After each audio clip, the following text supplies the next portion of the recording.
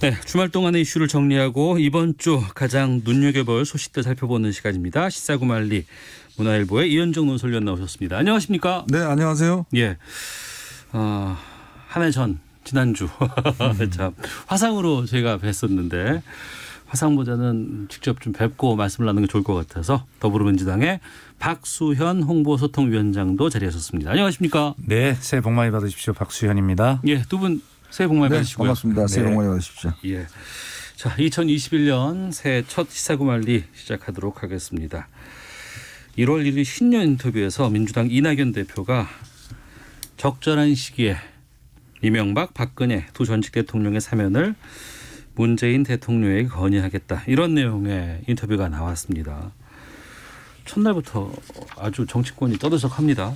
먼저 박수현 위원장께 좀 질문 드려보겠습니다. 이게 어제 긴급 지도부 간담회가 있었고 네. 이 회의에서는 국민의 공감대와 당사자의 반성이 중요하다 이런 뭐 결론 나왔다고는 하는데 이 결론대로 가는 겁니까 아니면 또 바뀝니까? 어떻습니까? 글쎄 뭐 지극히 원론적 입장을 정리를 한 것이고요. 예. 이낙연 당의 입장은 이제 그렇게 정리가 됐는데 이낙연 대표는 그 사면 신념에는 변화 없다라는 말씀을 또 오늘 한 언론과 인터뷰에서 네. 하셨어요. 예. 근데 돌이켜 보면 우선 뭐 집권당의 대표로서 여러 가지 국정 과제들을 머릿속에 담고 있는 중에 뭐 이런 문제를 담지 않을 수는 없겠죠. 네. 그러나 이제 문제는 뭐냐면 이제 그 발언을 한 시기와 그다음에 절차 네. 뭐 이런 것들이 뭐 이해가 안 된다는 것이고요. 그 절차 중에는 이제 국민과 당원의 뜻을 뭐 존중하고 묻는 이런 과정들이 다 포함이 되는 것이죠. 네.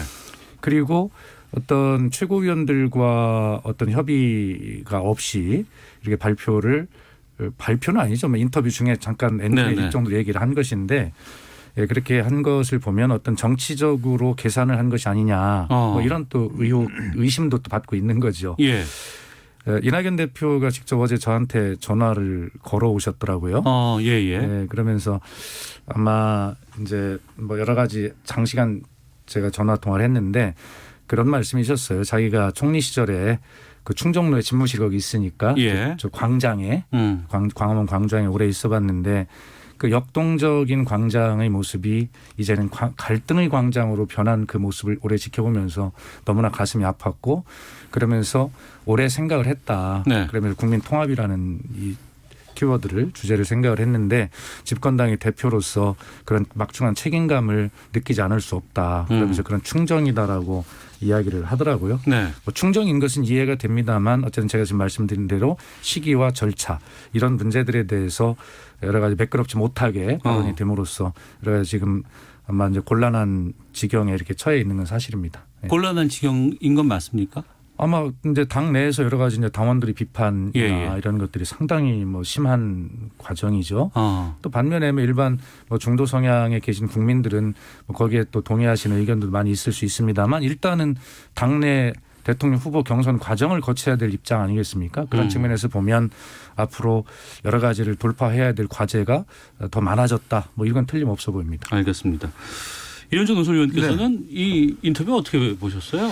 그러니까 저는 이게 어떤 면에서 보면 문재인 정부가 풀어야 될 숙제라고 봐요. 예. 그러니까 결국은 이 뭐 대통령이 물론 이제 사면권이랑 갖고 있지만 사실 전직 대통령 두 분이 지금 저렇게 구속되어 있는 뭐 이유 여하를 막론하고 자, 그런 상황에서 임기를 끝낸다는 것 자체가 정치적으로 보자면 굉장히 부담스럽지 않습니까? 예. 그러니까 누군가는 이 숙제를 풀어야 되고 그런 측면에서는 이제 정치가의 공간이 있다고 한다면 저는 이낙연 대표의 고민은 당연히 여당 대표라면 했어야 될 고민이라고 봅니다.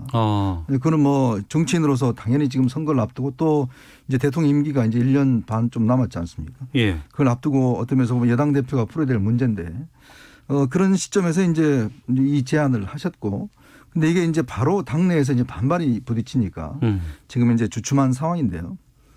근데 정치인은 어떤 면에서 보면 당 대표는 욕을 먹는 자리입니다. 그것도 정치라는 게 바로 앞을 내다보고 당원들의 뜻만 따라간다고 해서 그러면 대표가 있을 필요가 없죠. 즉 장기적으로 봤을 때 네. 결국은 이 지금의 결정이 나중에 대선이나 나중에 봤을 때 아 그때 정말 잘했구나. 라는 평가를 받는 것도 필요하거든요. 이제 그런 면에서 정치인의 정치력이 중요한 것이죠. 네. 그러니까 당장의 자신의 이익만을 가지고 한다라면요. 뭐 당원 뜻대로 따라가면 되죠. 그렇지만 이낙연 대표 입장에서 보면 지금 당내 경선이 앞두고 있는 상황에서 정치적 모험을 한 거거든요. 그렇다면 이거는 이제 앞으로 이낙연 대표가 풀어야 될 저는 숙제라고 봅니다. 네. 물론 뭐 이 사면론은 기본적으로 대통령이 하시는 거기 때문에 대통령의 부담을 좀 덜어준다는 차원. 그런 측면에서 이제 당 대표의 저는 역할이 있지 않는가 그런 생각이 듭니다. 부담을 덜어주는 차원이라고 말씀해 주셨습니다. 그 부분인데요. 그러니까 청와대와 교감이 있어서 이런 발언이 나온 것이냐라는 질문이 따라 나올 수밖에 없거든요. 저는 개인적으로 당연히 교감을 했다라고 저도 추정을 합니다. 예. 그러나 이낙연 대표가 어제 그런 교감이 없었다를 분명히 선을 이제 걷지 않습니까? 예. 뭐 그러니 뭐 그건 추정할 수밖에 없는 것이고요. 다만 이낙연 대표가 대통령의 이런 부담을 덜어드리려고 하는 그런 충정도 있었을 것인데 네. 지금 상황은 오히려 청와대를 좀 더 곤혹스럽게 하는 것 아니냐라는 생각이 들어요. 왜냐하면 박근혜 전 대통령에 대한 그 상고심 판결이 14일 날 예정이 돼 있는데 네. 마침 그쯤에 대통령의 신년 기자회견도 어딘가 잡힐 것 아니겠습니까? 그러면 판결이 나오는 14일 이전에 예를 들어 대통령의 신년 기자회견이 된다면 당연히 사면에 관한 질문에 대해서 아직 법원 판결이 확정되기 전이니까 그걸 보고 판단하자 이렇게 넘어갈 수가 있는 문제인데 그러나 상황이 이렇게 됐기 때문에 그 기자회견을 사실은 그렇게 시점을 그렇게 잡지도 못할 상황이 됐어요. 국민적 관심사가 돼 있기 때문에. 예. 그래서 오히려 부담을 현재로는 대통령께 더 드리는 그런 어떤 상황에 처해 있다 이렇게 볼 수밖에 없어요. 네. 그러면 선택이라든가 이런 판단이 잘못됐다고 봐야 될까요? 어떻습니까? 아니 그렇지는 않을 거고 이현종 의원도 지금 말씀하셨습니다만 집권당의 대표가 머릿속에 그런 구상 정도를 안 갖고 있는 것도 사실 직무유기라고 저는 생각을 하는데요. 네. 저 같으면 뭐 저는 개인적으로 사면에 반대하는 개인적 견해를 가지고 있습니다.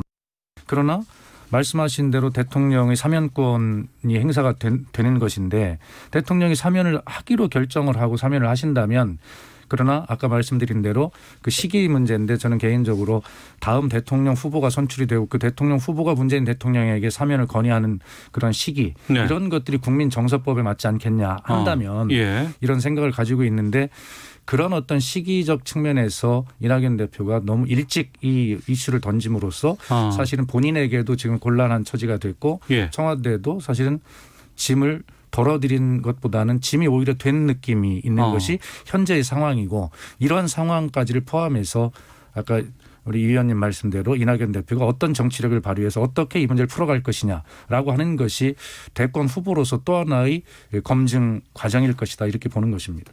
어떻게 보십니까? 그러니까 결국 이제 사면 문제라는 게 굉장히 아킬레스건입니다. 네. 사실 어떤 면에서 이 정부 들어와서 이제 두 분의 대통령을 구속시켰잖아요. 네. 이제 그런 어떤 적폐청산이라는 동력을 가지고 이 정부가 지금까지 어떤 운영을 해왔거든요. 그러니까 지지층들 입장에서 보면 이런 어떤 목표가 그러니까 어떤 당위성이 상실돼 버리면 그러면 뭘로 뭉칠 것이냐에 대한 문제가 있는 거예요. 그럼 그동안 해왔던 게 우리가 잘못됐느냐. 이런 부분에 대한 이제 논란도 있을 수 있기 때문에 굉장히 민감한 문제죠. 네. 이제 그런 차원에서 본다면 불쑥 이걸 1월 1일 날 그냥 기자들한테 꺼낸다는 것 자체는 저는 좀 이건 방식이 아니었지 않나 싶어요.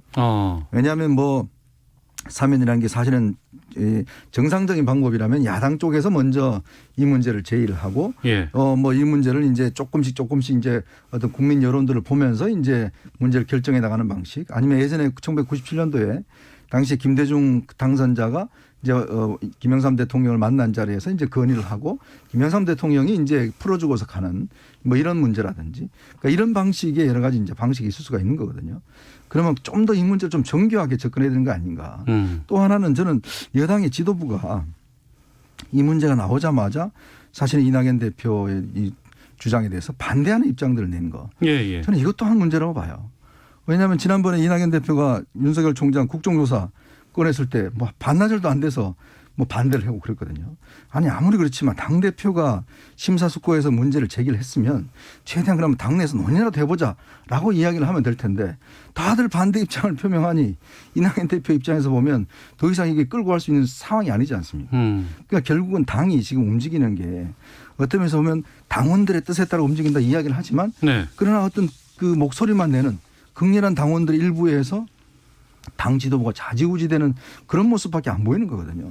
당이라는 게 당장의 현재도 중요하지만 미래도 봐야 되는 게 여당의 책무 아니겠습니까? 그러면 이런 문제를 정치적으로 좀 중진들의 말을 좀 아끼고 그래서 논의 테이블에서 논의를 하고 이렇게 내야 되는데 저는 지금 여당 지도부 최고위원들이라는 분들이 아니 뭐 바로바로 그냥 입장들을 다 내버리고 이렇게 돼버리면 이낙연 대표가 뭐가 되겠습니까? 그러니까 그런 문제도 저는 좀 지적을 하고 싶습니다. 아마 이런 데 대해서 이제 당원들의 의견이 굉장히 분출하고 여러 가지 의견이 있을 수 있는 것은 좀 독특한 특성이 있기 때문에 그렇습니다. 그게 뭐냐면 결과적으로 촛불 시민들 광장에서 그 촛불 혁명이라고 저희는 부릅니다만 그것에 의해서 탄생된 문재인 정부이기 때문에 사실은 그 촛불 시민들 함께 동참했던 당원들의 어떤 뜻이 굉장히 더 존중이 돼야 되는 그러한 어떤 특수한 상황임에도 불구하고 이 의원님 말씀대로 그러한 어떤 고려 없이 좀 정교하지 못하게 그렇게 일단 화제가 던져진 그런 측면이 있는 것입니다. 네. 근데 그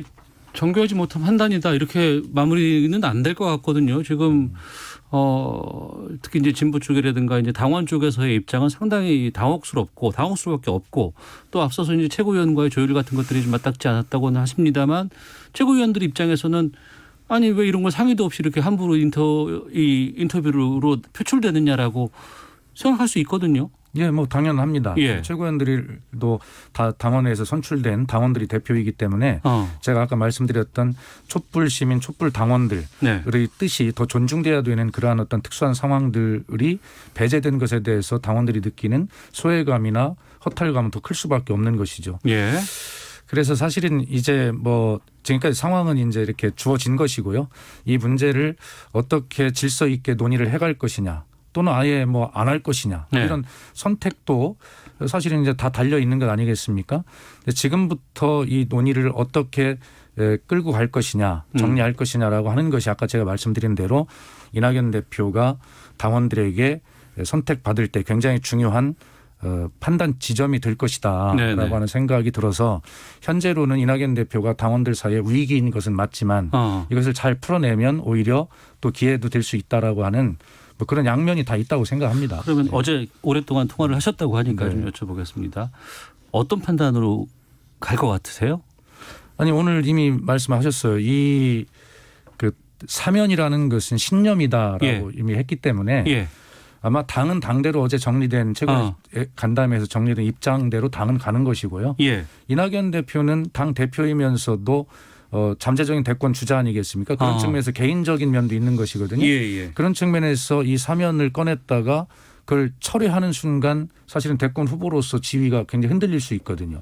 그렇기 때문에 이낙연 대표는 그런 어떤 지위에 있기 때문에 자기가 이것을 쉽게 걷어들이지는 않을 겁니다. 그래서 당은 당대로 입장이 정리됐다고 보고 이낙연 대표는 어쨌든 신념대로 이것은 나는 가겠다라고 그렇게 유지할 수밖에 없는 분리가 된 상태로 유지가 될 수밖에 없을 겁니다. 그러면 이 신년 인터뷰가 어떻게 이낙연 대표에겐 작용할 것으로 전망하세요? 그러니까 이제 어떤 면에서 보면 이게 하나 어떤 통합적 이미지, 또 화합적 이미지, 이제 그런 측면에서 분명히 효과적인 게 있는 거거든요. 왜냐하면 이낙연 대표 입장에서 보면 전직 대통령 2명을 예를 들어서 감옥에 있는 상황에서 대선을 치를 수가 있겠느냐. 지금 사실은 서울시장, 부산시장 선거 여론이 이렇게 썩 좋지 않는 상황에서 중도층들 입장에서 보면 한편으로 보면 지금 이 상황들을 하면 전직 대통령들이 지금 90세가 다 넘어서 어떤 면에서 나오시게 된단 말이죠. 또 우리가 그런 전례가 또 있고 하기 때문에 이제 본인이 어떤 면에서 이 가닥을 풀어야 된다. 정치인이란 게요. 국민들이 할 수 없는 어려운 일을 푸는 사람입니다. 그냥 막연히 놔두는 거 하면 누구나 다 할 수가 있겠죠. 저는 그런 면에서 보면 이낙연 대표가 어려운 고리를 본인이 풀었다라고 생각이 들어요. 근데 문제는 이제 이거를 어떤 면에서 본인이 정말 소신을 갖고 이 부분에서 설득해 나가는 과정. 그게 이제 정치의 과정이거든요. 그렇다면 이걸 또 관철시켜내는 과정, 대통령한테 어떤 면에서 보면 이제 대통령이 또 한편으로 보면 백업을 해줘야겠죠. 만약 이낙연 대표 힘을 실어준다면 뭐 이낙연 대표의 어떤 의견을 진지하게 검토를 해보겠다라든지 뭐 그런 식으로 하면 이낙연 대표한테 힘을 실릴 텐데 만약 청와대가 이걸 우리는 안 한다라든지 이렇게 선을 그어버리면 이낙연 대표 입장에는 굉장히 곤란한 처지에 있는 상황이기 때문에 한편으로 보면 지금은 문 대통령이 이낙연 대표의 손을 잡아주냐 안 잡아주냐가 굉장히 또 중요한 시점이 된 것 같습니다. 자, 시사구말리 더불어민주당 박수현 홍보소통위원장 또 문화일보의 이현정 논설위원 두 분과 함께 말씀 나누고 있습니다. 2021년 정치권 가장 큰 뭐 핵심 이슈라고 한다 그러면 4월에 이제 보궐선거가 있고 또 내년 이제 내년이죠. 네. 그렇습니다. 대선이 내년으로 다가오기 때문에 지금 민주당은 180일 이전에 이제 후보를 선정해야 되고 대권 후보를. 예. 국민의힘은 120일인가요? 네. 네, 그렇게 돼서 올해 안에 또 이제 그 여야 간의 대권 후보 경선 모드로 이제 들어가게 됩니다. 이런 상황에서 이제 신년되고 차기 대권 이제 여론조사 결과가 계속해서 좀 나오고 있습니다. 뭐 여러 보도들 나오고 있는데 먼저 그 YTN이 의뢰하고 리얼미터가 조사한 차기 대선 주자 선호도 이 여론조사에서 윤석열 검찰총장이 1위를 차지했다고 하는데 이현정 논설위원께서 네. 정리해 주시죠 이거. 네, YTN이 이제 리얼미터 의뢰해서 전국 만 18세 이상 남녀 2,003명을 상대로 지난 12월 28일 31일 동안 무선 전화 면접, 무선 유선 자동응답 혼용을 해서 네. 고표 변호차는 플러스 마이너스 2.2% 포인트입니다. 95%의 신뢰 수준이고요. 응답률은 4.3입니다. 자세한 내용은 선관위 홈페이지 가시면 볼 수가 있는데요. 네. 지금 이제 이 여론조사가 각 사마다 조금씩 달라요. 그러니까 차이가 좀 많이 나는 것 윤석열 같아요. 총장이 1위가 나온 데가 있고 예. 이재명 지금 1등 나오는 게 이게 이제 보면 ARS 방식을 주로 하느냐 아니면 전화 면접을 주로 하느냐에 따라서 예. 조금씩 차이는 있습니다. 그러니까 전화 면접을 하는 여론조사 같은 경우는 이 직접 이제 상담원이 전화를 드려서 예. 이제 응답을 구하는 방식이고 ARS는 기계음으로 해서 계속 반복적으로 하는 거거든요. 근데 전화 면접을 하게 되면 이재명 지사가 좀 높아요. 근데 ARS로 하면 윤석열 총장이 좀 높아요. 이제 그걸 이제 전문가들한테 물어보니까 이게 좀 차이 윤석열이 있는 게 아니냐는 이야기도 하시더라고요. 왜냐하면 예. 뭐냐면 직접적으로 내 목소리가 난 누구 지지한다라고 이야기하기에는 꺼림직하고 그렇지만 기계음한테는 이야기할 수 있는 그래서 사실은 논쟁이 있습니다. ARS가 정확하냐 전화 면접이 정확하냐 한데 네. 어쨌든 간에 현재로서는 어떤 면에서 대선 1년 뭐 3개월 정도 앞두고서는 결국은 3자 구도가 어떤 면에서 이제 좀 정립되어 가는 과정이 아닌가. 물론 뭐 각 당의 경선은 있겠지만 네. 아마 뭐 특별한 사정이 없는 한 제3 후보는 나오기는 굉장히 어려운 게 아닌가. 뭐 예전같이 노무현 대통령이 뭐 1% 하다가 뭐 했던 그런 경험도 있습니다만은 현재 정치적 상황을 볼 때는 그렇게 하기에는 어려운 구조고 결국 그렇다면 이 공간 3자의 속에서 뭔가 어떤 면에서 결론이 나는 그런 상황으로 저는 이제 이번 새해 여론조사를 좀 분석을 했습니다. 네. 추세가 좀 정확히 드러난다 그러면 또 모르겠습니다만 좀 기관에 따라서 방식에 따라서 상당히 들쭉날쭉한다 그러면은 당에서도 좀 이거 판단하기가 쉽지 않으실 것 같으세요? 예, 그렇습니다. 어쨌든 중요한 것은 이것은 현재 그 선호도 조사지 지지도 조사는 아니거든요. 네. 그렇다고 해서 이게 뭐 의미가 아예 없다라고 할 수는 없겠지만 뭐 추세는 볼 수 있는 것이죠. 이 의원님 말씀대로 3강 구도가 정립되어 가는 과정의 의미는 추세는 있는 것이죠. 그러나 중요한 것은 이제 윤석열 총장께서 정치를 할 것이냐 말 것이냐라고 하는 것이 이제 관심이고 중요한 거 아니겠습니까? 네. 그런데 7월까지 임기를 마치고 나게 되면 아까 말씀하신 대로 각 당의 대선 후보 민주당은 180일 전 국민의힘은 120일 전인데 그런 상황 속에서 윤석열 총장이 그런 레이스에 들어가기는 시간이 굉장히 준비 시간이 짧은 또 한계가 있는 것이고요. 예. 그다음에 지금 대한민국 뿐만이 아니라 전 세계에는 4차 산업혁명이라든지 뭐 기후변화라든지 이 다양한 가치관 미래 비전들이 지금 혼재되어 있는 상황 아니겠습니까? 그런 측면에서 지금까지 검찰에만 종사해왔던 윤석열 총장이 그런 다양한 시대의 가치를 어떻게 풀어낼 수 있는 능력이 있겠는가라고 하는 것은 또 별개의 문제다는 것이죠. 네.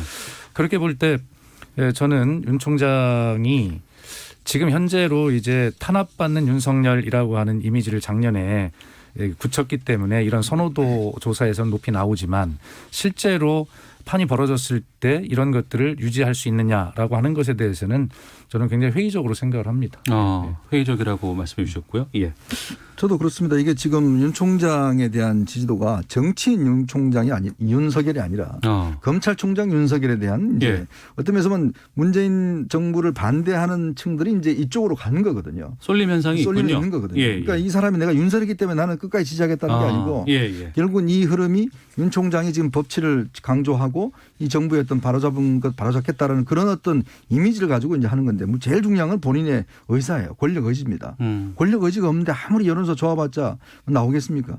근데 문제는 이제 그 과연 권력 의지가 있느냐가 아직 확인이 되질 않았어요. 네. 이제 그런 부분들이 아직 변수로 남아 있는 것인데 문제는 사실은 어떤 면에서 보면 제가 볼 때는 이제 윤 총장은 호랑이 등에 올라탄 거 아닌가라는 생각이 들어요. 호랑이 등에 올라탔다. 왜냐하면 뭐 본인의 예. 의사와는 상관없이 이제 본인은 어떤 면에서 보면 이쪽으로 갈 수밖에 없는 네. 결국 뭐 그 여건을 만들어준 게 제가 볼 때는 아주 거의 뭐 80%는 추미애 장관이 만들어줬고 또 사실은 그런 측면에서 보자면 여권을 지금 또 만들고 있는 것이고 근데 이제 고민스러운 건 국민의힘이겠죠. 결국 이제 윤석열 총장만 바라봐야 되는 이 입장. 앞으로 그러면 당을 그러면 윤 총장 중심으로 나오면 뭐 개편할 건지 안 할 건지 뭐 이런 등등 여러 가지 고민이 있을 거 아니겠습니까? 네. 근데 문제는 또 제3의 카드가 있으면 모르겠는데 나머지 후보들은 지금 거의 뭐 없는 상황이기 때문에 상당히 야권으로서는 변동성이 굉장히 많다 이렇게 저는 봅니다. 알겠습니다. 청취자 의견 좀 소개해드리고 시간이 많이 없어서 다음 주제로 좀 넘어가도록 하겠습니다. 9196님은 국민들의 분열과 갈등이 심각합니다. 두 전직 대통령 사면은 국민 통합에 효과가 있을 겁니다. 라고 사면에 긍정적인 문자 보내주셨고 2606님은 죄를 저지른 사람에게 죄값을 치르라고 하는 것인데 뭐가 부담스럽다는 건가요? 대통령은 죄가 있어도 사면받는 것이 당연하다고 생각하면 안 됩니다. 라고 의견 보내주셨습니다. 독우라는 아이디 쓰시는 분께서는 국민 통합이라는 건 좋지만 민주당의 지지율이 자꾸 떨어지니까 급하게 들고 나온 것 같은 느낌입니다. 라고 사면 관련해서 문자들을 좀 많이 보내주고 계십니다. 상황 좀 알려드렸고요.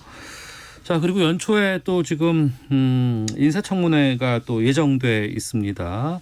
추 장관 후임으로 박범계 더불어민주당 의원 지명됐고 인사청문회 치러야 되죠. 그리고 초대 공수처장에 지명된 판사 출신 헌법재판소의 김진욱 선임 연구관도 이제 인사청문회 치러야 됩니다.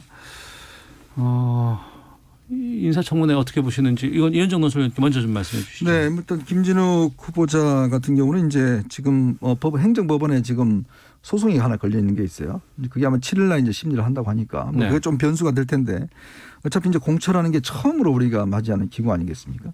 근데 김진욱 후보자 같은 경우는 사실 경력을 보면 판사 3년 하고 그다음에 계속 변호사 하다가 그다음에 이제 본인이 또 이 헌법재판소에 와서 이제 했거든요. 한 네. 번도 수사를 해본 적이 없어요. 근데 문제는 공수처라는 게 수사기관입니다. 네. 수사 기소하는 기관이고 지금 밑에 검사를 한 25명 두고 하는 기관인데 더군다나 이게 옛날 같은 대검 중수부 같은 뭐 그런 정말 중요한 권력 비리를 하는 거 아니겠습니까? 네. 근데 과연 이분이 이걸 할 수 있을 것인가? 수사란 게요. 저도 이게 법조기자를 오래 해봐서 알지만 이게 같은 법조인이라고 다 하는 게 아닙니다.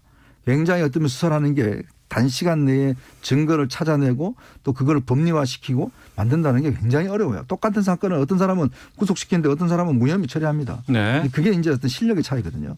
그런 부분들 아마 집중될 것 같고 박범계 후보자도 과연 검찰개혁 시즌2인가 아니면 박범계 스타일로 앞으로 검찰을 이끌고 갈 건가. 네. 이 부분에 대한 논쟁들이 아마 저는 치열하게 벌어질 거라고 봅니다. 예. 민주당이라든가 정부 입장에서는 이 검찰개혁 이것이 이제 완성까지는 아니더라도 시작점과 의미 있는 지점이 바로 2021년이 돼야 될 것 같은데 거기에 이제 박범계 법무부 장관 후보자 또 김진욱 공수처장 후보자 지금 이렇게 내정자 이렇게 불러야 되나요? 그렇죠? 네. 예. 이렇게 되어 있는 상황인데 인사청문회가 좀 중요할 것 같습니다. 그러니까 뭐 자세한 어떤 쟁점이 되거나 이런 부분들은 이 의원님 지금 잘 짚어주셨는데 제가 주목하고 싶은 것은 이 후보자들의 태도라고 저는 생각을 합니다. 중요한 예. 검증 대상이. 그래서 우선 김진욱 후보자 같은 경우는 지명이 되고 나서 인터뷰하는 것을 보니까 이 청문회를 어떻게 규정했냐면 국민의 검증인 청문회를 성실히 잘 받겠다. 이렇게 인터뷰를 일성으로 하더라고요. 국민의 검증이다. 네, 그렇습니다. 그래서 청문회를 야당의 검증이 아니라 국민의 검증이라고 인식하고 있는 이 태도를 보면 예. 아마 그런 태도로 청문회를 잘 임할 것이라는 믿음이 생겼고요. 그다음에 박범계 후보자 역시 말씀하신 대로 민주당 입장에서 보면 이 권력개혁의 마지막 퍼즐인 검찰개혁 이 문제를 이제 법과 제도로 할 수 있는 이제 공수처는 출범을 했지만 나머지 이제 수사권과 기소권의 분리 문제라든가 마주 그 가야 될 길이 또 남아 있거든요. 네. 그런데 그런 문제들을 이제 어떻게 잘 풀어갈 것인가라고 하는 그런 비전과 태도의 문제가 검증이 될 텐데 그 이유는 우선 추미애 장관이 가열차게 검찰 개혁을 추진해 왔다고는 보지만 네. 사실 국민이 느끼시기에는 제대로 정교하게 잘 진행이 됐다라고 느끼시진 않는 것 같아요. 그러면서 윤석열 총장과의 개인 감정 싸움까지 이렇게 그래서 추운 갈등이라고까지 불리는 네. 그러면서 검찰 개혁은 어디가 실종된 것 아닌가라는 이런 또 걱정도 있는 것 아니겠습니까? 그런 예. 과정을 지켜봤기 때문에 박범계 후보자는 아마 그러한 검찰개혁 시즌2를 법과 제도로 할 수 있는 것을 차분하게 설명을 잘 하리라 그렇게 생각합니다. 알겠습니다. 2021년 시사구말리 오늘 첫 순서 여기서 마치도록 하겠습니다. 지금까지 더불어민주당의 박수현 홍보소통위원장 또 문화일보의 이현정 논설위원 두 분과 함께했습니다. 두 분 말씀 고맙습니다. 네, 고맙습니다. 예, 자 시사본부 여기서 마치도록 하겠습니다. 내일 오후 12시 20분에 다시 인사드리도록 하겠습니다. 내일 뵙겠습니다. 안녕히 계십시오.